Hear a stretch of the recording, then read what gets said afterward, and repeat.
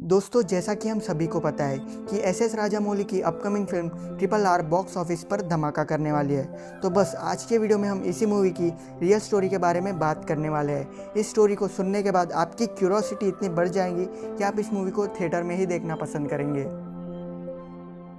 इस मूवी में अंग्रेज़ों के ज़माने के दो कैरेक्टर को दिखाया गया है, जिनका नाम अल्लूरी सीताराम राजू और कोमाराम भीम है।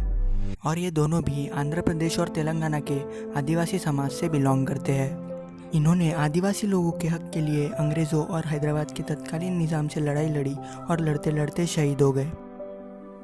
ये दोनों स्वतंत्रता सेनानी अपने साथियों के साथ जंगलों में रहा करते थे और ये सारे लोग गुरिल्ला वॉरफेयर टेक्निक का इस्तेमाल किया करते थे। अल्लूरी सीताराम राजू, जिनका जन्म 1897 में विशाखापट्टनम जिले में हुआ था और महज 18 साल की उम्र में वे साधु बन गए थे। इन्होंने नेपाल और भारत में कई जगह यात्राएं की और इसी दौरान इन्होंने घुड़सवारी और तीरंदाजी भी सीखी। सीताराम राजू गांधी जी के विचारों से काफ़ी प्रभावित थे, लेकिन एक समय ऐसा आ गया कि उन्हें अंग्रेज़ों के खिलाफ हथियार उठाने पड़े और वे अंग्रेज़ों से भिड़ गए।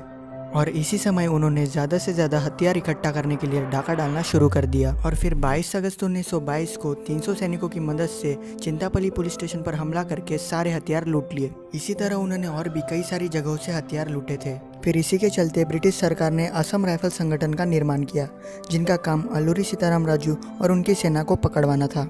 फिर 7 मई 1924 को सीताराम राजू अकेले ही जंगल में भटक रहे थे।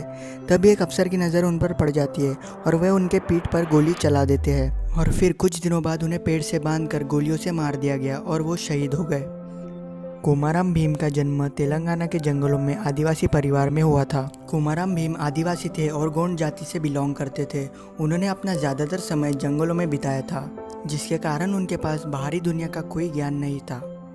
जब कोमाराम भीम 15 साल के थे तब उनके पिता ने आदिवासी समाज के लिए आवाज़ उठाई थी, लेकिन वन अधिकारियों ने भीम के पिता की हत्या कर दी। फिर इस घटना के बाद भीम का परिवार दूसरे गांव में चला गया। इसके बाद भीम ने हैदराबाद की मुक्ति के लिए आकाशजाई राजवंश के विरुद्ध संघर्ष किया था और उन्होंने वन में रहकर निज़ाम राजवंश के खिलाफ भी संघर्ष किया था। लेकिन एक दिन कोमाराम भीम की सेना में से कोश पटेल नाम के गद्दार ने उनके छिपने के ठिकाने की जानकारी निज़ाम सेना को दे दी। फिर निज़ाम सेना ने वहां जाकर अंधाधुंध फायरिंग की और उस फायरिंग में भीम समेत 12 लोगों की मौत हो गई। उन्होंने जल जंगल जमीन का नारा दिया था, जिसे टीजर में भी दिखाया गया है। इसका मतलब है कि जंगलों में रहने वाले लोगों का जंगलों के सभी संसाधनों पर उनका अधिकार होना चाहिए। तो इस कहानी को सुनने के बाद हम RRR मूवी के क्लाइमैक्स का अंदाज़ा तो लगा ही सकते हैं। तो बस आपसे जितना हो सकता है आप इस वीडियो को शेयर करें।